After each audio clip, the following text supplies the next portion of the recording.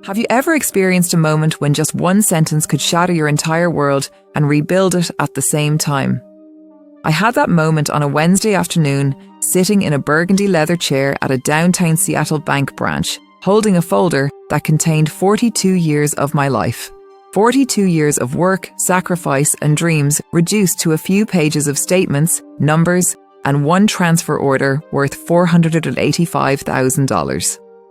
42 years of work, sacrifice, and dreams reduced to a few pages of statements, numbers, and one transfer order worth $485,000. My entire life savings. My name is Clara Jenkins, and I'm 62 years old. Until that day, I believed that being a mother meant giving everything, even when your child trampled your dignity without a second thought. For decades, I thought maternal love was unconditional, that children would always cherish and honour it. I was wrong. When my phone buzzed on the polished desk, I saw my only son's name flash across the screen. Marcus. I had raised him alone after my husband Thomas passed away from a sudden heart attack when Marcus was only 8 years old. My heart quickened, not from worry, but from surprise. It was rare for him to reach out first anymore. Since marrying Victoria 3 years ago, our conversations had grown increasingly distant and perfunctory, like when someone only remembers you exist when they need something from you. The message was short, direct, and devastating. Mom, about Victoria's charity gala tomorrow night at the Emerald Room. Please don't come. Victoria doesn't want you there. You make her colleagues uncomfortable. It's best if you just stay home. I read it once, twice, 3 times.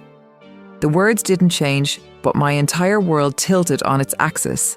My mind went completely blank, even as the bank manager across from me shuffled papers and waited patiently for my signature. At that precise moment, I was about to transfer $485,000 to complete the purchase of a penthouse condominium in Belltown, Marcus and Victoria's dream home. The irony was so bitter it burned. Here I was, about to hand over every dollar I had ever saved, every penny from 35 years of teaching high school English and another 7 years running my small bookshop, to secure his future. And right as I was signing the papers, my son sent a message telling me I wasn't welcome in the very family I had helped build. I was about to make myself financially vulnerable for his comfort while being erased from his life. "Are you all right, Mrs. Jenkins?" Gerald, the bank manager, asked when he noticed my face had gone pale. His voice seemed to come from very far away. I wasn't all right, but something inside me cracked open, like an egg revealing something new and alive underneath. For the first time in my 62 years, I understood the fundamental difference between being a mother and being a doormat. "May I make a phone call?" I asked, my voice surprisingly steady. "I need to step outside for just a moment."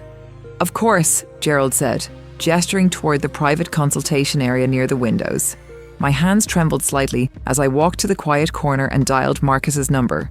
The trembling wasn't from fear or sadness. It was from a slow-burning anger rising inside me, something I had suppressed for so many years that I barely recognized it. Marcus picked up on the second ring. "Hey Mom, you got my message, right?" His tone was casual, almost cheerful, as if crossing his mother's name off the guest list was nothing more unusual than cancelling a dental appointment. "I did, son," I replied, keeping my voice measured and calm. I just wanted to be absolutely sure I understood it correctly. "Oh Mom, please don't be upset," he said with a slight sigh, as if dealing with an overly sensitive child. "Victoria's just really stressed right now. You know how she is about these things. She's a perfectionist, and tomorrow night she's hosting some very important people, partners from her law firm, potential investors, city council members. She just wants everything to be absolutely perfect." Perfect, that word again. Perfect, meaning a gala. Without the mother who had spent 35 years teaching Shakespeare and composition to ungrateful teenagers, then opened a small independent bookshop to help pay for her son's law school tuition when scholarships didn't cover everything. "So I make things less than perfect?" I asked quietly, watching people walk past outside the bank windows, all of them busy with their own lives, unaware that mine was fracturing. "No, it's not like that at all, Mom," Marcus said quickly, his lawyer's smoothness evident. "She's just worried you'll feel out of place. Everyone there is from a certain background, a certain professional circle. You know what I mean." "A certain background," I repeated slowly, tasting the words like poison. "And which background do I belong to in your eyes, Marcus?" "Mom, Please, don't turn this into a big dramatic thing, he said, his voice taking on an edge of impatience.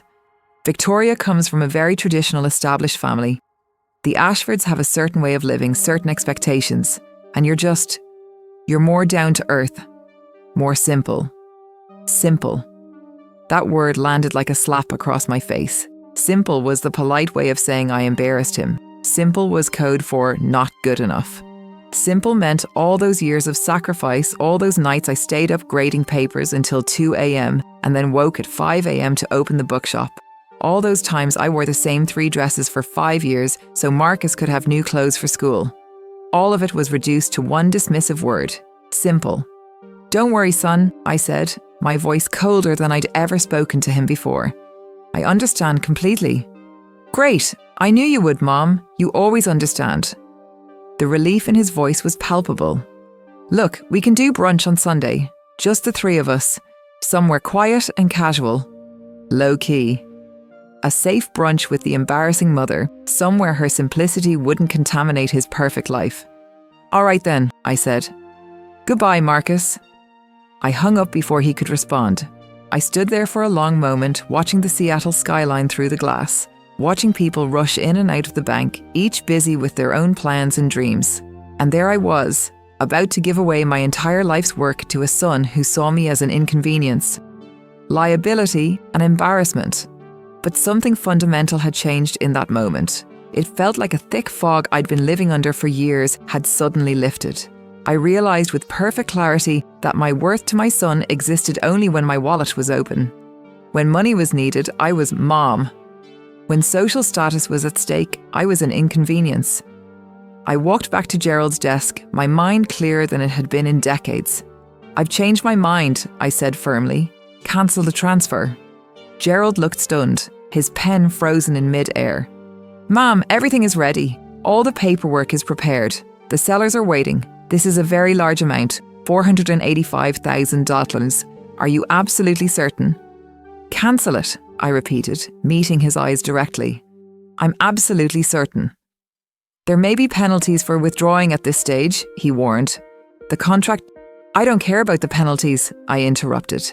Cancel the transfer now, please. Gerald studied my face for a moment, perhaps seeing something there that made him understand this wasn't a rash decision made in anger. This was something deeper. May I ask why? He said gently. I smiled, and it felt like the first genuine smile I'd given in years, because I just realised I deserve more respect than this. As Gerald turned to his computer to cancel the transaction, my thoughts drifted to the past like a movie playing in reverse. I saw Marcus as a little boy, sitting at our small kitchen table doing his homework while I graded papers late into the night, both of us illuminated by the warm glow of the overhead light. I remembered the nights I stayed up until dawn, sewing curtains and pillows to sell at craft fairs, just to cover his school activity fees and book costs. I remembered the weekends I skipped rest, working double shift at the bookshop during tourist season, earning every extra dollar I could for his SAT prep courses and college application fees. I remembered all the dinner invitations I declined because I couldn't afford a nice dress or a hostess gift. The movies I never watched because theatre tickets cost money that could go toward Marcus's future. The vacations I never took, the clothes I never bought, the small luxuries I never allowed myself.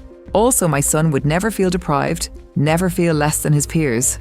I remembered one particular evening when Marcus was 10 years old. He had looked up from his homework and seen me rubbing my tired eyes after a 14-hour day of teaching and then working at the bookshop.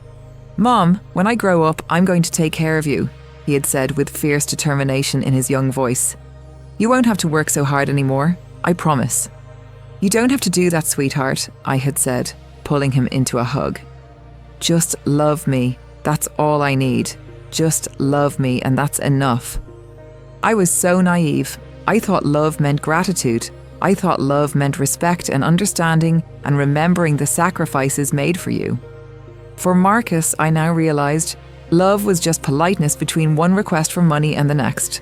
It's done, Mrs. Jenkins, Gerald said, breaking through my memories. The transfer is officially cancelled. Your money is secure in your account. Thank you, Gerald, I said, gathering my folder and my purse. Thank you very much. Mrs. Jenkins, he said as I stood to leave. I've been working in banking for 30 years. I've seen a lot of people make a lot of decisions about money. What you just did, that took real courage. I nodded, not trusting myself to speak. As I walked out of the bank into the grey Seattle afternoon, I felt strange. Not quite relieved, not exactly sad, but as if I'd finally woken from a long sleep where I'd been used and diminished without fully realising it. I felt raw and exposed, but also strangely powerful. In my car, I sat for several minutes, just breathing. Then I pulled out my phone and texted Marcus a response. "It's all right, son. Enjoy the gala tomorrow night." Short, calm. No anger, no explanation, no emotion. Just a simple acceptance of reality. I was only welcome in his life when money was involved. As I drove home through the familiar Seattle streets, rain beginning to spatter against my windshield, I thought about all the signs I had ignored over the past 3 years. His visits becoming increasingly rare, always with an excuse.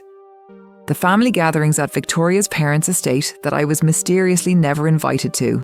The conversations where I felt like an outsider in my own son's life, listening to him talk about people and places and experiences that had nothing to do with me. I remembered last Thanksgiving. I had spent 3 days preparing an entire homemade feast, turkey, stuffing, 3 kinds of pie, all of Marcus's childhood favourites. I had packed it all carefully and driven it to their apartment in Belltown, my heart full of hope for a warm family holiday. Victoria had opened the door with a look of barely concealed horror. "Oh, Mrs. Jenkins," she had said, her voice dripping with condescension. "You shouldn't have done all this. We already ordered catering from that new farm-to-table place everyone's talking about. Now we'll have way too much food. What a waste." As if my love too had an expiration date. As if the hours I'd spent cooking were worthless because they came from the wrong source. Or the time Marcus introduced me to one of his colleagues at a charity auction I had been allowed to attend, back when I was still occasionally permitted into his world. "This is my mom," he had said casually. "She runs a small bookshop in Greenwood." Not the mother who raised me alone after my father died. Not the woman who worked 2 jobs for 20 years so I could go to law school. Just, she runs a small bookshop, as if that was the only thing that defined me, as if my entire existence could be reduced to one small, simple business. Nothing impressive, nothing worth mentioning. That quiet dismissal had been chipping away at me for 3 years, like water slowly eroding stone. First it was, "Mom, that restaurant isn't really your style." Then, "Mom, that event is pretty upscale, you might not be comfortable." And finally today, "Mom, you make people uncomfortable." The progression had been so gradual that I hadn't seen it happening. Or maybe I had seen it and chosen to ignore it, clinging to the illusion that my son still loved me the way I loved him. When I got home to my small house in Greenwood, I sat on the back porch overlooking my garden. This was the same spot where Thomas used to read the Sunday paper every weekend, where we used to sit together in comfortable silence, just being together. If he were alive, what would he say? I knew exactly what he would say. Thomas had always been more clear-eyed about people than I was. He would probably say I'd endured too much for too long. He used to warn me, especially as Marcus got older and started becoming more focused on status and appearances. "Clara, you've got the kindest heart of anyone I've ever known," Thomas had told me once, shortly before he died.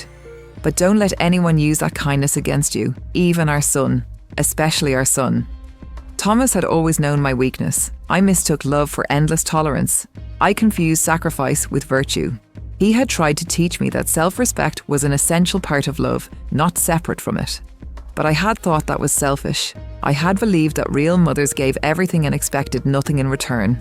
Now, finally, I understood the line between kindness and foolishness, and I had crossed that line years ago. My phone rang, startling me out of my thoughts. It was Marcus. He must have already heard from the real estate office. I let it ring 3 times before answering, steeling myself. "Mom!" His voice was sharp with panic. "The real estate company just called.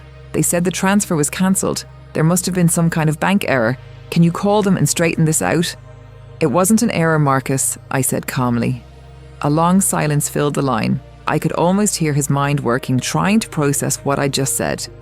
"What do you mean it wasn't an error?" he finally said, his voice tight. "I mean I cancelled it, on purpose." You did what? Why would you do that?" "Because I changed my mind." "Mom, that's ridiculous." His voice rose. the lawyer in him emerging. We already planned everything. The moving company is scheduled. Victoria's already ordered furniture. We picked out paint colours. This is our dream home. Your dreams, Marcus, I said quietly. Not mine. But you promised to help us. You said you would. And I have helped you, I replied, my voice steady and strong. I've helped you for your entire life, 34 years of helping. But now I'm tired. Tired of what? He sounded genuinely confused, as if he couldn't comprehend what I was saying. Tired of being treated like a problem to be managed instead of a mother to be respected. The silence on his end told me he understood exactly what I meant. He knew that his text message and my decision were connected. He wasn't stupid. He just hadn't expected consequences.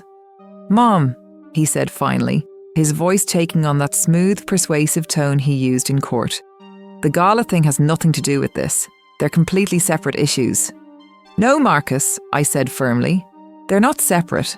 They're exactly the same thing. They're both about how you see me, how you treat me, how little you value me. That's not fair. We treat you fine. No, I said. You tolerate me, and only when it's convenient. That's not the same thing as treating me well. You're being completely unfair about this. Unfair. I felt a laugh bubble up in my throat, but it came out bitter. Unfair is getting a message that tells me I'm not welcome in my own family on the exact same day I was about to give away my entire life savings for your new home. Unfair is working 2 jobs for 20 years to put you through school, only to be told I'm too simple for your wife's cocktail party. Those 2 things aren't related, he protested. They are related, I said. They're both about respect, about gratitude, about basic human dignity. All things you seem to have forgotten I deserve. Mom, please. Goodbye, Marcus, I said, and hung up. I sat on the porch as the evening grew darker, the Seattle sky turning that particular shade of grey that meant more rain was coming. I felt strangely at peace. I didn't know then that cancelling that transfer would only be the beginning, the start of a story far more complicated than I could have imagined. A story filled with betrayal I hadn't yet discovered, shocking revelations that would shake everything I thought I knew, and consequences I never imagined I'd be strong enough to orchestrate. A few weeks later, I would learn something about my son that would shatter everything, something that would transform me from a victim into someone entirely different. But that night, sitting on my porch in the growing darkness, I simply felt free. Free from the burden of pretending everything was fine. Free from the pressure to be the perfect, endlessly giving mother who never complained and never expected anything in return. For the first time in decades, I chose myself, and I had no idea how much that one choice would change everything. The next morning, I woke with a sense of lightness I hadn't felt in decades. The weight of always trying to please Marcus, always trying to be enough for him, had lifted. But that lightness wouldn't last long. Over the following days, Marcus called non-stop. 10 calls the first day, 15 the second. By the third day, my voicemail was full of his messages, ranging from confused to angry to pleading. I let every single call go to voicemail. I needed silence. I needed space to process what had happened and what it meant for my future. By late afternoon on the 4th day, Victoria's messages began arriving. They were polite at first, carefully worded like legal documents. Mrs. Jenkins, I hope you're well. Could we perhaps talk? There seems to be some misunderstanding about the property situation. A misunderstanding? Cutting your mother-in-law out of your family gathering was a misunderstanding. Stealing years of her life's work was a misunderstanding. As the days passed, Victoria's messages became more frantic, less polished. Mrs. Jenkins, please call us back. This is urgent. The sellers are threatening to sue for breach of contract. We need to talk about this immediately. Clara, we're desperate. Can we at least meet for coffee? Just 30 minutes of your time. I deleted each message without responding. Days turned into weeks. The calls gradually faded. The messages stopped. I returned to my routine at Golden Pages, my small independent bookshop in Greenwood, where I had turned my lifelong passion for literature into a modest living after retiring from teaching. My best friend Patricia, who owns the coffee shop 2 doors down, was the only person I confided in about everything. You did the right thing, Clara, she said one Saturday morning over lattes, her dark eyes fierce with loyalty. It's about damn time they learned you're not an ATM machine with a heartbeat. Patricia had never particularly liked Marcus, even when he was a child. She'd always said he had a calculating quality, even as a little boy. I dismissed her concerns as overprotectiveness. Now I wondered if she'd seen something I'd been too blind to notice. At the end of that month, I received an unexpected call from a number I didn't recognise. "Mrs. Jenkins, this is Gerald Foster from Pacific Northwest Bank." "Yes, Gerald, I remember you. I need to see you in person," he said, his voice tight with a formality that made my stomach clench. "It's a delicate matter. I can't discuss it over the phone." His tone made me deeply uneasy. We scheduled an appointment for Monday morning. When I arrived at the bank, instead of meeting at Gerald's usual desk in the open area, I was ushered into a private conference room I'd never seen before. The room was small and windowless, with bland corporate art on the walls. Gerald was already there, along with a woman in a charcoal grey suit who introduced herself as Diane Morrison from the bank's internal auditing department. "Mrs. Jenkins," Diane began gently, gesturing for me to sit. "Thank you for coming in. What I'm about to tell you isn't easy, but I need your complete attention." My heart began to race. I assumed this had something to do with the cancelled transfer, maybe a fee I hadn't paid, some policy issue I'd overlooked. "After you cancelled the $485,000 transaction," Gerald explained carefully, choosing his words with obvious precision, "our security system automatically triggered a comprehensive review of your account. It's standard procedure for cancelled large transfers." "Okay," I said, slowly, not understanding why this required such a serious meeting. During that review, Diane continued, sliding a manila folder toward me across the polished table. "We discovered an unusual pattern of withdrawals from your savings account, small regular transactions, every month for the past 6 years. "Withdrawals?" I frowned, genuinely confused. "But I haven't taken out any money beyond my normal living expenses. I've been saving specifically for Marcus's..." I stopped myself. "For the property purchase." "Exactly," Diane said, her expression sympathetic. "That's what's unusual. We found transfers of approximately $2,000 each month to a business account, all bearing your signature." She opened the folder and spread out dozens of withdrawal forms across the table. Each one had a signature that looked almost identical to mine. Almost, but not quite. I stared at the forms, my hands beginning to tremble. "That's not my handwriting." "We know," Gerald said quietly. "We had our handwriting specialists examine them. They've confirmed these are sophisticated forgeries. Very well done, but still fake." The room seemed to tilt. I gripped the edge of the table to steady myself. "What? What does that mean?" "It means," Diane said gently, "that someone with access to your banking information has been quietly withdrawing money from your account for 6 years. The total amount is approximately $144,000. I couldn't breathe. The walls of the small conference room seemed to close in around me. $144,000. Gone. Stolen. For 6 years. "Where did the money go?" I managed to ask, though my voice sounded distant and strange to my own ears. Diane slid another document toward me. "To a business account registered under the name Ashford Legal Consulting, opened 6 years ago." Ashford, Victoria's maiden name. The prestigious family she came from, the family that made me too simple to associate with. "The company was registered 3 months after your son married Victoria Ashford," Gerald added. "According to public records, Victoria is listed as the founder and CEO. The company provides legal consulting services to small businesses and startups." The company Victoria had proudly told everyone she'd built from the ground up through her own hard work and brilliance. The company she'd used as proof of her superiority, her business acumen, her independence, built with my money, my stolen money. "Does your son have access to your bank account?" Diane asked. "Not officially," I said, my voice hollow. "But he used to come to the bank with me regularly, especially after his father died. He helped me understand the statements, set up my online banking. He knows everything. Account numbers, passwords, security questions. I never thought..." I couldn't finish the sentence. I never thought my own son would steal from me. Gerald and Diane exchanged a meaningful look. "By federal banking regulations," Gerald said carefully, "we're required to report this to the authorities. However, given that it involves family members, I can give you 48 hours before we're legally obligated to file a formal report. That gives you time to decide how you want to handle this." I left the bank on unsteady legs, feeling like I might vomit. It wasn't just the money though. $144,000 represented years of careful saving, sacrifices upon sacrifices. It was the betrayal. The premeditated, calculated theft carried out systematically for 6 years. My own son, the boy who had once promised to take care of me, had been forging my signature to funnel money to his wife's business.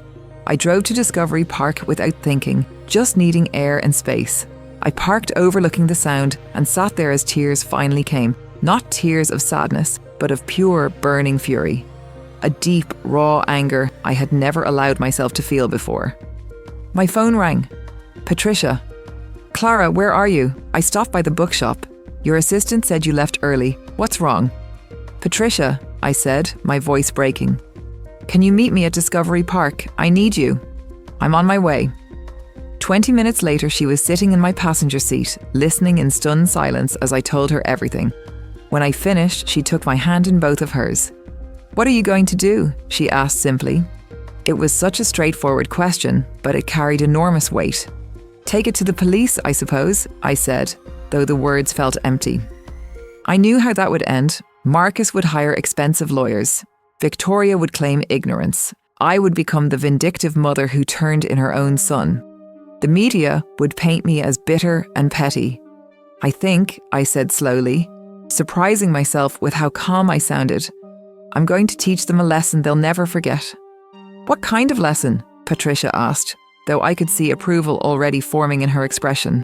I don't know yet, I admitted, but one that will make them understand exactly what they've done, one that will ensure they face real consequences. In the days that followed, a strange, eerie calm settled over me. I called Gerald and asked for one more week before he filed the mandatory report. I'll handle this myself, I told him. He hesitated, clearly uncomfortable. Mrs. Jenkins, bank fraud is a serious federal crime. 1 week, I repeated. That's all I'm asking. He finally agreed, though reluctantly. That entire week, I became a detective investigating my own son's life. I studied everything I could find about Ashford Legal Consulting, clients, projects, revenue reports, business filings. I visited their small office in Capitol Hill, sitting in a coffee shop across the street for hours, observing their routines and the flow of clients. I tracked down public information about their finances through business databases at the public library. The picture that emerged was troubling. The company looked successful from the outside, but it was deeply in debt. Most of Victoria's clients were wealthy friends of her family who threw business her way out of loyalty, not because of her exceptional skills. My stolen money hadn't just started the company, it had been keeping it afloat for 6 years. Knowledge is power, and I was gathering every piece of information I could find. On the 4th day of my investigation, I had a stroke of luck, or perhaps it was fate. A distinguished-looking man in his late 60s walked into Golden Pages looking for a gift. He browsed the classics section with an educated eye, finally selecting a leather-bound collection of Steinbeck. It's for my assistant, he explained, as I rang up his purchase. She's retiring after 35 years. I want something that shows real appreciation for her dedication and loyalty. That's thoughtful, I said, carefully wrapping the book. Those qualities, dedication and loyalty, they're rare these days. Indeed they are, he agreed, then paused, studying my face. Forgive me for being forward, but you look like someone carrying a very heavy burden. I was surprised by his directness, but something about his kind eyes and genuine concern made me respond honestly. I suppose I am. Well, he said, handing me his business card. I'm an attorney, corporate law and criminal defense. If you ever need legal advice about anything at all, I'd be happy to help. You have a wonderful bookshop here. We need more places like this in the world. I looked at the card. Lawrence Bennett, attorney at law. Thank you, I said, slipping the card into my pocket. That evening, while writing out my thoughts and trying to formulate a plan, I kept pulling out Mr. Bennett's card and staring at it. I needed someone who understood the law, someone who could make sure that whatever I was about to do stayed on the right side of legal boundaries, barely. The next morning I called his office. Lawrence Bennett met me at a quiet cafe near his downtown office 2 days later. I'd brought copies of everything, the forged withdrawal slips, the bank's forensic handwriting analysis, financial records of Ashford Legal Consulting, and a timeline I'd constructed of exactly when each theft had occurred. He reviewed everything with meticulous attention, making notes in a leather portfolio. When he finished, he looked up at me with sharp, intelligent eyes. "Mrs. Jenkins, what you've experienced is unquestionably criminal fraud and forgery. The evidence is solid. If you wanted to prosecute, you'd have a very strong case." "But," I prompted, hearing the unspoken word. "But," he continued, "I suspect you're not here because you want to see your son go to prison. You're here because you want justice, accountability, and protection for yourself. Am I correct?" "Yes," I said, grateful that he understood without lengthy explanation. "What you're planning, and I can see you're planning something, isn't conventional," he said carefully. "But if we handle it correctly, we can make sure you're protected legally and that they face real consequences. We'll need to be very strategic." Over the next hour, Lawrence helped me devise a plan. With his guidance, we prepared 3 critical documents. First, a detailed report of the embezzlement, complete with evidence and forensic analysis, ready to be filed with authorities if necessary. Second, a legally binding confession document acknowledging the theft and Victoria's knowing participation in accepting stolen funds. Third, a transfer agreement that would assign full ownership of Ashford Legal Consulting to me as restitution for the stolen money. "Everything we're doing is legal," Lawrence emphasised. "We're not coercing anyone. We're offering them a choice: face criminal prosecution or make immediate restitution. That's not blackmail under Washington state law. That's a settlement negotiation." "Will they agree to this?" I asked. "They will," Lawrence said with certainty, "because the alternative is far worse for them. Your son could face 5 to 10 years in federal prison for this level of fraud. Victoria could lose her law licence permanently. They'll sign." The next step was the invitation. I had to bring them to the table, make them feel like there was hope for reconciliation, a chance to fix things. On a Thursday evening, after 3 weeks of complete silence, I called Marcus. "Mom!" He sounded shocked, hopeful, desperate. "Mom, are you okay? I've been so worried. You just disappeared. We've been trying to reach you." "I'm fine, Marcus," I interrupted calmly. "I just needed time to think everything through." "I understand," he said carefully, as if walking on eggshells. "I've been doing a lot of thinking too, about what you said, about respect and everything." "Good," I said. "I've thought about it too, about the apartment, about our relationship, about all of it. Maybe I overreacted." I could hear the relief flooding his voice. "Mom, I'm so glad to hear you say that. I knew if we just had time to cool down."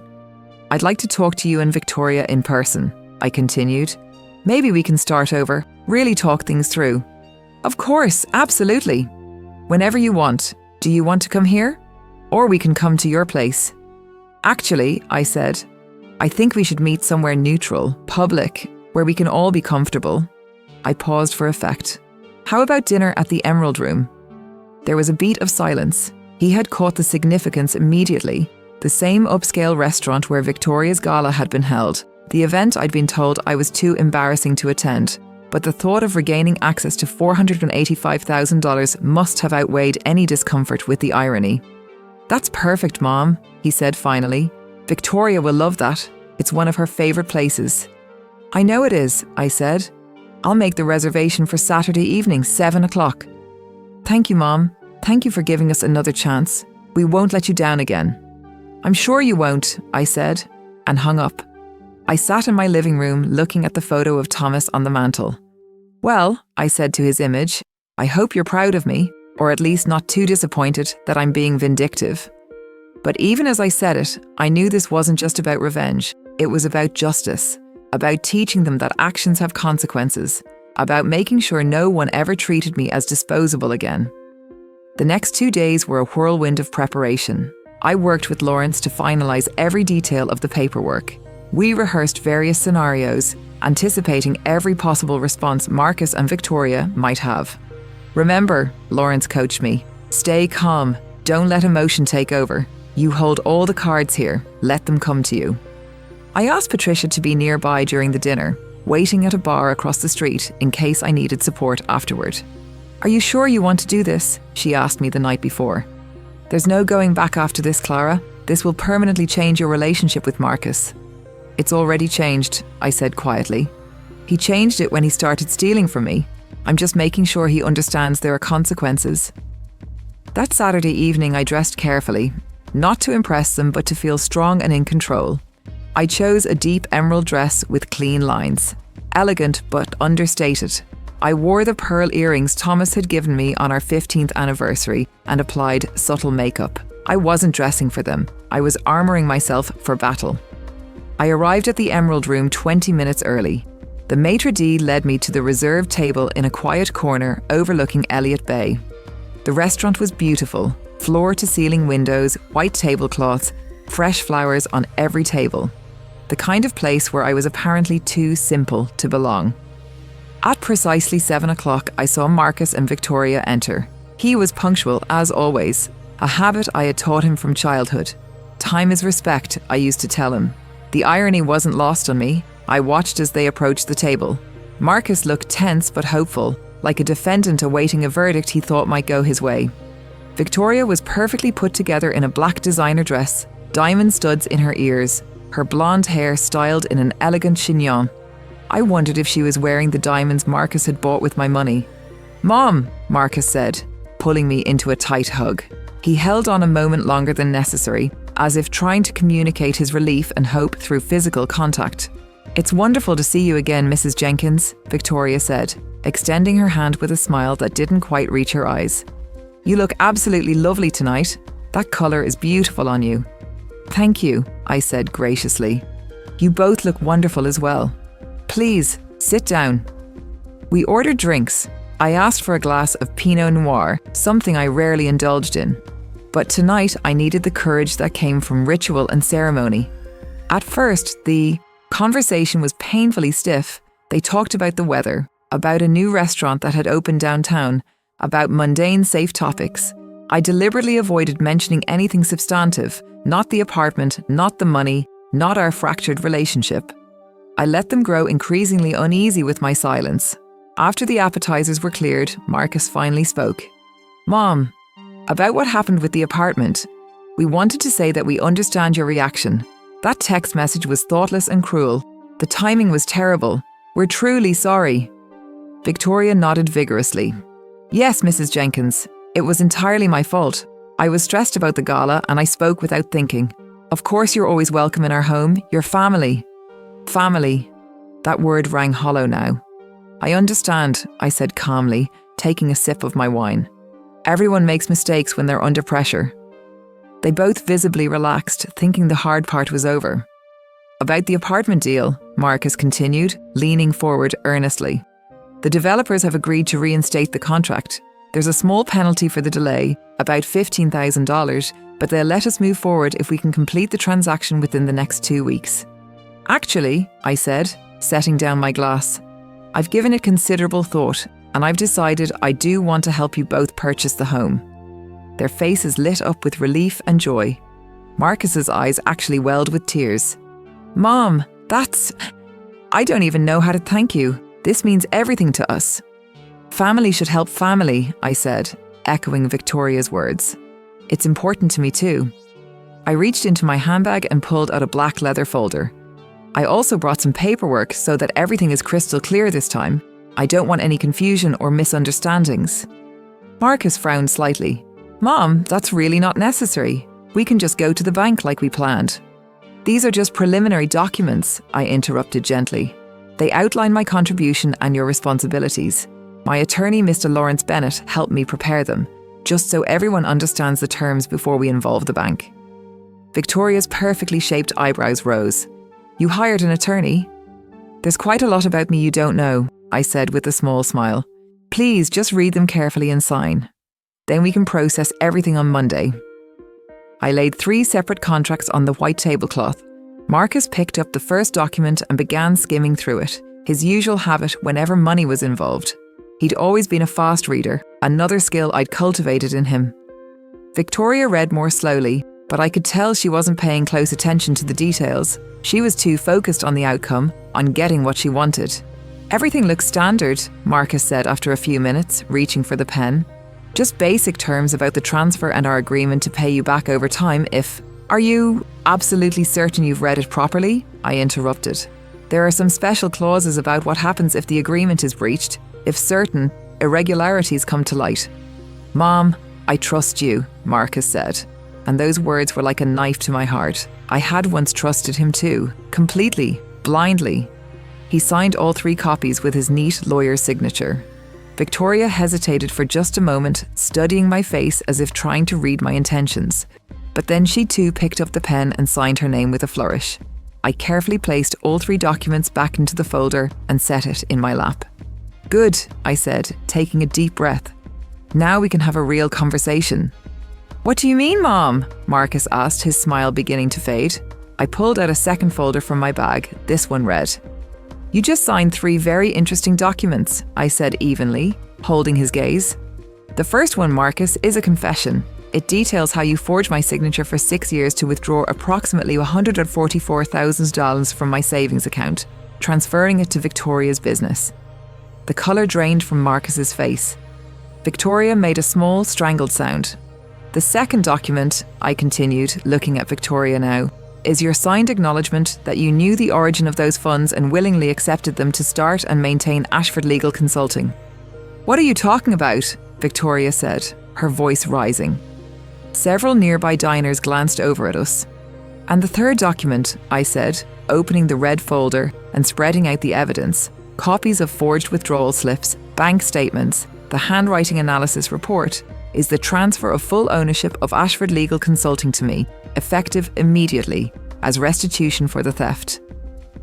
I laid everything out on the table between us like playing cards in a winning hand. "Tonight we're not celebrating reconciliation," I said, looking from my son to his wife and back again. "We're celebrating my awakening, my freedom from the illusion that you ever truly valued me." Marcus opened his mouth, but no sound came out. Victoria's hands were shaking, her carefully applied makeup unable to hide the panic in her eyes. "Mom, this is insane," Marcus finally managed. "This is some kind of joke, right?" "If it's a joke," I replied calmly, "you started it 6 years ago when you began stealing from me. Or maybe the joke started when you told me I was too embarrassing to attend your wife's party, a party partially funded with my stolen money." "Mom, I can explain." "There's nothing to explain," I cut him off. "Only consequences to face." I finished my wine and set the glass down with careful precision. "Now you have exactly 2 choices. First choice, I take all of this evidence to the police tomorrow morning. The bank has already documented everything. You'll both be charged with fraud, forgery and theft. With these amounts and this time frame, Marcus, you're looking at federal prison time. 5 to 10 years, according to my attorney. And Victoria, you'll lose your law licence permanently." "What's the second option?" Victoria asked, her voice barely above a whisper. "You do exactly what you just signed," I said. "Marcus, you forfeit any claim to inheritance from me. You repay every stolen dollar, £144,000 over the next 3 years. You leave Seattle within 60 days and cut off all contact with me. Victoria, you immediately transfer Ashford Legal Consulting to my name. No disputes, no lawyers, no delays." The silence at our table was deafening. Around us, the restaurant continued its elegant Friday evening rhythm, oblivious to the drama unfolding in the corner. Marcus looked like he'd aged 10 years in 10 minutes. Victoria's eyes filled with tears, not of sadness, I thought, but of rage and humiliation. "This is blackmail," Marcus said finally. "No," I replied calmly. "It's justice, and it's a far better deal than you deserve. You have until tomorrow evening at 6 o'clock to decide. After that, everything goes to the police and the State Bar Association." I stood up, placing cash on the table for my portion of the meal. "I hope you enjoy the rest of your dinner. The salmon here is supposed to be excellent." Marcus reached out and grabbed my wrist as I turned to leave. "Mom, wait, please. How could you do this?" I looked down at his hand on my wrist, then met his eyes, not with the gaze of a loving, forgiving mother, but with the clarity of someone who had finally learned to value herself. "No, Marcus," I said quietly, pulling my arm free. "The real question is, how could you do this to me? I gave you everything. My time, my love, my money, my entire life, and you betrayed me in the cruelest possible way." "But we're family."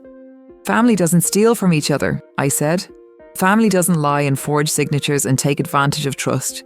You stopped treating me like family a long time ago. I'm just finally accepting that reality." I turned to Victoria, who was crying silently now, mascara beginning to run down her carefully made-up face. "You once told me I was too simple for your world," I said to her. "You were right. I am too simple. I'm too simple to understand how someone could steal from the woman who sacrificed everything for her son. Too simple to understand how anyone could be so cruel." Then I walked out of the Emerald Room without looking back. Outside, the Seattle evening was cool and clear. The city lights reflected off the waters of the Sound, beautiful and indifferent to human drama. Patricia was waiting across the street as planned. She saw my face and immediately came over, pulling me into a hug. "How do you feel?" she asked. "Free," I said. And I meant it. I didn't know then that this was only the beginning, that accepting their surrender would be easier than I expected, but that the real transformation, the real reckoning was still to come. The next chapter of my life was about to begin, and it would be more meaningful than anything I had ever imagined. The next morning I woke before dawn. Sleep had been elusive, my mind replaying the scene at the Emerald Room over and over. But I felt no regret, only a strange mixture of sorrow and resolve. Before I even finished brewing my coffee, my phone buzzed with a text message from Marcus. "We accept your conditions. Please don't report us. We'll do everything you asked." Short, blunt, no excuses, no apologies, no pleading. Just surrender from two people who had painted themselves into a corner with their own greed and deceit. I set the phone down and sat at my kitchen table, staring out at the grey Seattle morning. Rain drizzled against the windows, creating small rivulets that ran down the glass like tears. I thought about Thomas, about the life we'd built together in this house, about the plans we'd made for our golden years that were cut short by his sudden death. He'd been gone for 26 years, but I could still hear his voice sometimes, especially in quiet moments like this. "So what now, Thomas?" I whispered to the empty room. "What do I do with a victory that tastes this bitter?" There was no going back. The plan was complete. The papers were signed. A new phase of my life was about to begin. One I had never envisioned, never wanted. But that was now unavoidable. On Monday morning, I met with Lawrence at his downtown Seattle office. The building was all glass and steel, reflecting the city skyline like a mirror. His office was on the 42nd floor, with sweeping views of Elliott Bay and the Olympic Mountains in the distance. "So they agreed to the terms," Lawrence said, as he gestured for me to sit in one of the leather chairs facing his massive wooden desk. "I'm not surprised. The alternative was far worse for them."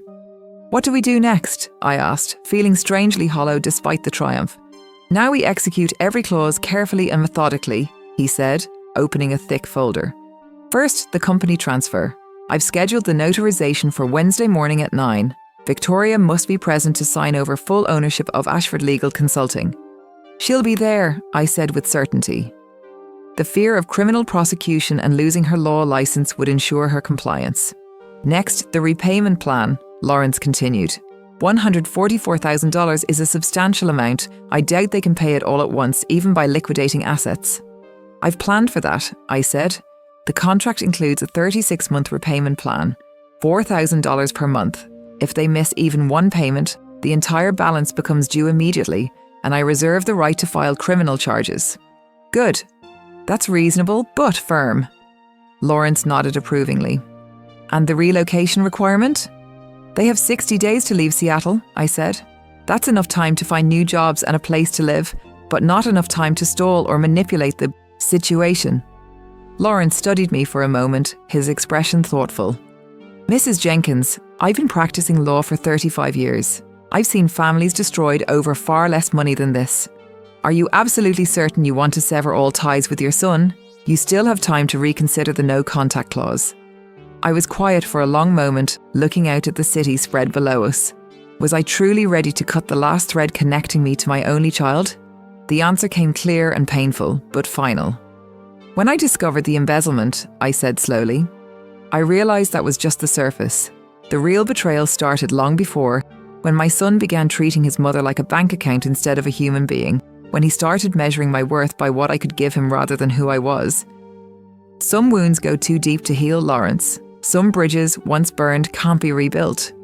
He nodded without argument. "I understand. Then let's make sure your rights are fully protected going forward." Over the following days, everything unfolded exactly as planned. The transfer of Ashford Legal Consulting was completed at a notary's office in downtown Seattle on Wednesday morning. Victoria showed up wearing all black, a fitted blazer and slacks, minimal jewellery, her hair pulled back severely. She looked like she was attending a funeral. Maybe she was. The funeral of her ambitions, her carefully constructed image of success. She didn't meet my eyes as she signed the papers transferring full ownership of the company to me. Her hand shook slightly as she wrote her signature, and I noticed she'd bitten her nails down to the quick, a nervous habit that betrayed the polished facade. Marcus wasn't there. The terms had specified that only Victoria needed to appear for this transaction. I suspected he couldn't face me. "It's done," the notary said, stamping the final document with practiced efficiency. "Mrs. Jenkins, you are now the sole owner and operator of Ashford Legal Consulting, with all assets, liabilities, and client contracts transferred to your name." Victoria stood abruptly, grabbed her purse, and walked out without a word. Through the window, I watched her get into a car where Marcus was waiting. Even from a distance, I could see they were arguing. The first repayment of $4,000 arrived in my account the next day via automatic bank transfer. Marcus had set it up to avoid having to speak to me, to avoid any human contact, just cold electronic transactions. Money moving from his account to mine, month after month, year after year, a digital penance for his crimes. By the third week, I received an email from Marcus with their new address. They had relocated to Spokane, a city on the eastern side of Washington state, about 280 miles away. Far enough to comply with the terms, but still in state. Marcus had taken a position at a small law firm doing contract work for agricultural businesses. Nothing glamorous, nothing prestigious. His salary would be a fraction of what he'd earned in Seattle. Victoria had taken a position as an in-house counsel for a manufacturing company. Again, a significant step down from the independent legal consulting business she'd built with my stolen money. I should have felt triumphant. I should have felt satisfied seeing them face real consequences for their actions. Instead, I felt empty. That Friday evening, as Patricia and I were closing our shops, she looked at me with characteristic bluntness. "So what now, Clara? You going to sit around staring at the rain for the rest of your life? Or are you going to do something with that company that just fell into your lap?" I hesitated. Do something? I don't know anything about running a legal consulting business. I was an English teacher and I run a bookshop. I'm completely out of my depth. "Bullshit," Patricia said, using the profanity she reserved for moments when she thought I was being ridiculous. "You know business. You built golden pages from nothing. You managed finances for decades on a teacher's salary and saved nearly $500,000. You just orchestrated a complex legal maneuver that would make most attorneys jealous. Stop selling yourself short." "But legal consulting? I don't even have a law degree." "So hire people who do," she said, exasperated. "You have the money to hire the right people. The question isn't whether you can, it's whether you will. Are you going to let this company be a symbol of theft and betrayal forever? Or are you going to transform it into something new, something that's actually yours?" Her words planted a seed in my mind that grew over the following days. I began to see Ashford Legal Consulting not as a reminder of what Marcus and Victoria had done, but as an opportunity, a chance to build something meaningful from the ashes of betrayal. The next Monday morning, I went to the company's office for the first time as its owner.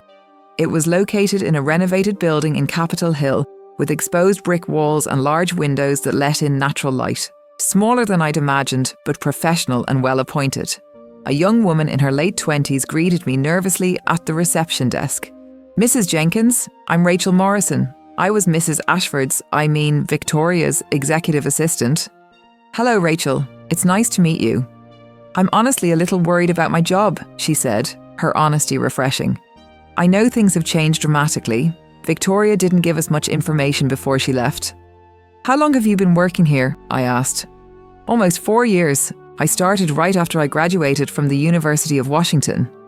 "And do you like your work?" She hesitated, choosing her words carefully. "I like working with the clients. I like solving problems, but..." She trailed off. "But what?" "But I never felt like we were making a real difference," she admitted. "Most of our clients were wealthy people or established companies who came to us because of Victoria's family connections. It always felt more about maintaining status than actually helping people who needed legal services." I studied her for a moment. She had an earnest quality that reminded me of my best students. Bright, idealistic, not yet cynical. "What if that changed?" I asked. "What if this company focused on helping people who genuinely needed it?" Her eyes widened. "What do you mean?" Come with me, I said. Let's look at the files together. We spent the entire morning reviewing Ashford Legal Consulting's client list, ongoing projects, and financial statements. The picture that emerged confirmed what I'd suspected. The company was professionally run but soulless, serving only those who could pay premium rates, focused entirely on profit without any sense of social responsibility. Everything looked elegant and successful on the surface, but it lacked heart. It lacked purpose. When I left for lunch, I walked down the street and noticed a community law clinic that was clearly struggling. Peeling paint, outdated signage, a waiting room visible through the window packed with tired-looking people holding worn folders. The contrast was stark. A few blocks away, Victoria's office had served wealthy clients in a beautiful renovated building. Meanwhile, people who desperately needed legal help were crammed into an underfunded clinic that couldn't possibly meet the demand. In that moment, the idea crystallized. What if I transformed Ashford Legal Consulting into something completely different? A hybrid model that served both paying clients and those who couldn't afford representation. A firm that used revenue from corporate work to subsidize pro bono services for low-income individuals, especially women rebuilding their lives after divorce, widowhood, or financial hardship. I returned to the office energized, called Rachel into the conference room, and shared my vision. I plan to completely restructure this company, I told her. We'll maintain our corporate clients. I'm not going to destroy a functioning business, but our mission is going to change entirely. We're going to become a law firm that balances profit with social impact. Rachel sat forward, her expression shifting from nervous to excited. How would that work exactly? We'd establish a 2-tier system, I explained, the plan forming as I spoke. Corporate clients pay full rate. That revenue funds our operations and allows us to offer sliding scale fees, even free services, to individuals who need legal help but can't afford it. Divorces, child custody, estate planning, tenant rights, employment disputes, all the legal issues that disproportionately affect people with limited resources. Especially women? Rachel asked. Especially women, I confirmed. Women over 50 in particular. They face unique challenges: age discrimination in employment, financial vulnerability after divorce or widowhood, complicated estate issues. There are very few services specifically designed to help them. Rachel smiled, and I saw something light up in her eyes that hadn't been there before. Honestly, Mrs. Jenkins, that's why I went to law school in the first place, to help people who needed it. I only ended up in corporate consulting because that's where the jobs were. If you're serious about this transformation, I'm absolutely on board. I'm completely serious, I said. So you'll stay? I'll stay. And I know several other attorneys who share this vision, good people who are burned out on corporate work and would love to be part of something meaningful. Over the next few weeks, I threw myself into the work of transformation. Rachel introduced me to 2 attorneys she knew from law school, both talented, both disillusioned with their current positions at large firms, both passionate about public interest law. Sarah Chen, 32, specialised in family law and had been volunteering at a women's shelter on weekends. David Okafor, 35, focused on employment law and tenant rights, and had grown up in low-income housing himself. I interviewed them both over coffee, and their passion was immediately evident. They weren't looking for just another job. They wanted their work to mean something. I'm not going to lie to you, I told them. This isn't going to make any of us wealthy. We'll pay competitive salaries, but nothing like what you'd make at a major firm. What I can offer you is the chance to do work that actually matters, to help people who desperately need it. I'm in, Sarah said immediately. So am I, David agreed. I've been looking for something exactly like this. I also consulted with Lawrence throughout the process, relying on his legal expertise and business wisdom. You're taking a risk, he cautioned during one of our meetings. This hybrid model is ambitious. If you don't manage the finances carefully, you could end up bankrupt within a year. I know, I said, but I have to try. What's the point of having money and resources if I don't use them to make a difference? He smiled. You know, Mrs. Jenkins, when you first walked into my office, I saw a woman who'd been deeply hurt and wanted justice. Now I see someone who's found her purpose. It's quite a transformation. I'm still figuring it out as I go, I admitted, but for the first time in years, I feel like I'm doing something that matters. The old company name had to go. It carried too much darkness, too many bad memories. After much thought and several brainstorming sessions with the team, I chose a new name, New Horizons Legal Services. The name reflected what I wanted the firm to represent: new beginnings, fresh starts, hope for people who thought they'd run out of options. We hired a young graphic designer from a local community college to create our new logo. She designed something modern yet approachable: a sunrise over a horizon line rendered in warm oranges and blues. Professional but welcoming. Patricia, with her decades of business experience, became my unofficial advisor and sounding board. One afternoon, while we were having coffee in her shop, she made a suggestion that would prove crucial. "You need a launch event," she said. "Something that announces this isn't the same company anymore, something that makes people take notice." "I don't know if I'm ready for that kind of attention," I said hesitantly. "You are ready," she insisted, "and it has to be significant. Invite the media, community leaders, non-profit organizations. Let people see that you're serious about this mission." The thought made me anxious, but she was right. I needed to make a statement, not just to promote the business, but to mark my own transformation, to show the world and myself that I had turned pain into purpose. We decided to hold the launch event in 6 weeks, enough time to prepare thoroughly, but not so long that I could talk myself out of it. During preparations, a bold, perhaps vindictive idea occurred to me. I discussed it with Lawrence during one of our planning meetings. "I want to send formal invitations to Marcus and Victoria," I said. Lawrence raised his eyebrows. "That's provocative. Are you sure that's wise?" "I want them to see what I've built from the ashes of their betrayal," I said. "I want them to understand that the money they stole, the company they built on lies, it's all being used now to help people, to make a real difference. They need to see that I didn't just survive what they did to me, I transcended it." He didn't approve, I could tell, but he respected my decision. "It's your choice, Clara. Just be prepared for the possibility that they might actually come." I sent the invitations via certified mail to their address in Spokane. "You are cordially invited to the launch event for New Horizons Legal Services, a law firm dedicated to providing accessible legal representation to those who need it most, with a special focus on women rebuilding their lives. Saturday, October 15th, 6 p.m. I signed it simply, Clara Jenkins, founder and director. I never received a response, and I didn't expect one. The week of the event passed in a blur. The office was completely renovated to reflect our new mission. We removed the cold corporate aesthetic Victoria had favoured and replaced it with warmer tones, comfortable seating, and artwork from local community artists. One wall displayed testimonials from our first pro bono clients, women we'd helped in the weeks leading up to the launch. Their stories were powerful. Custody battles won, housing discrimination challenged, predatory contracts overturned. We arranged for catering from a local programme that provided culinary training to formerly incarcerated women. Every detail of the event reflected our values. Patricia spent the morning of the event with me, helping me choose what to wear and talking me down from periodic bouts of anxiety. "You're going to be amazing," she assured me.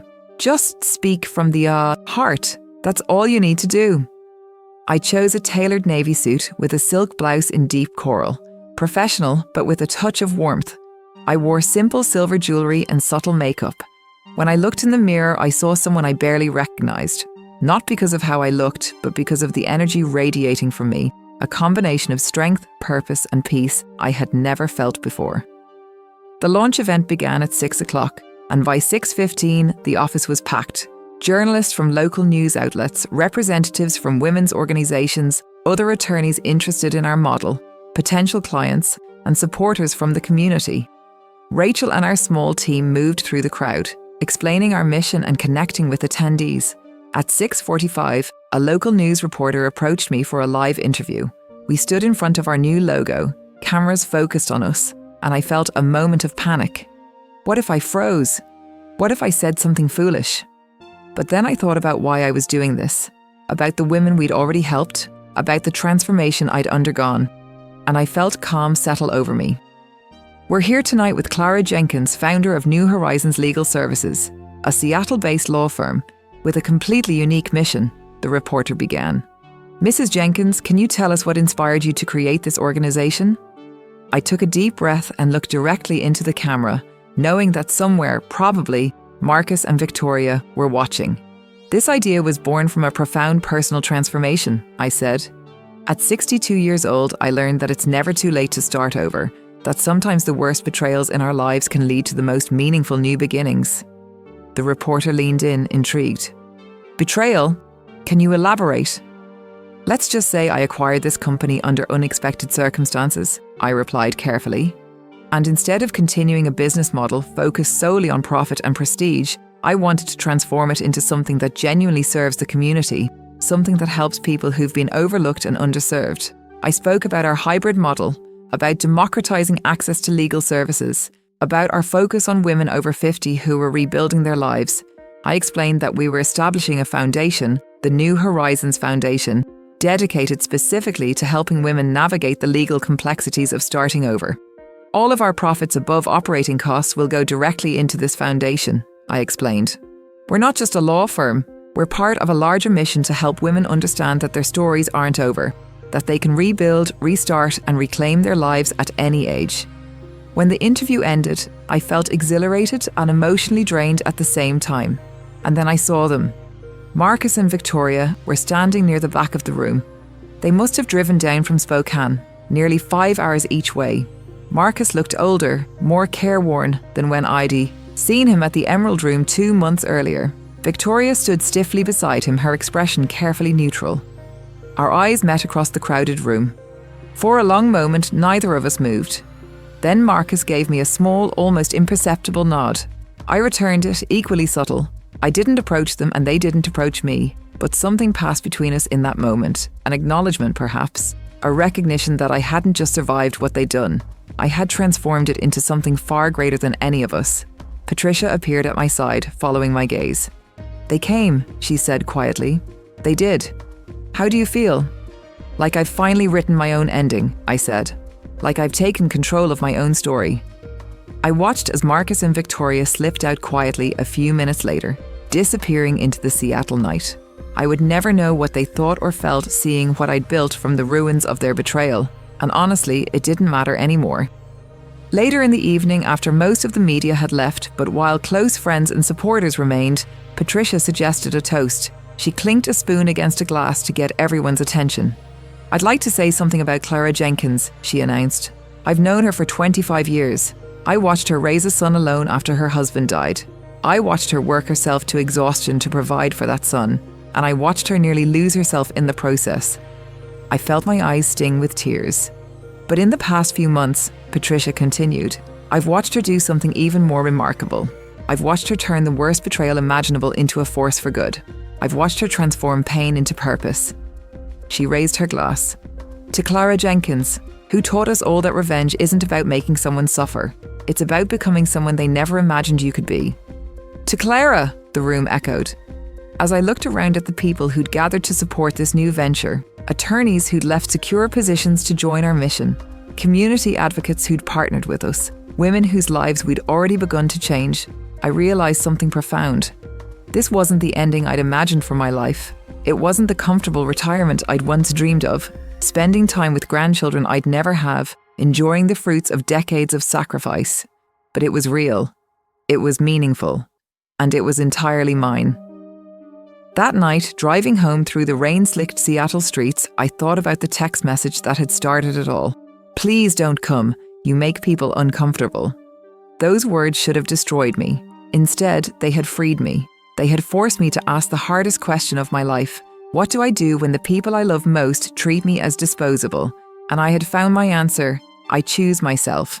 I reclaim my worth. I build something beautiful from the broken pieces.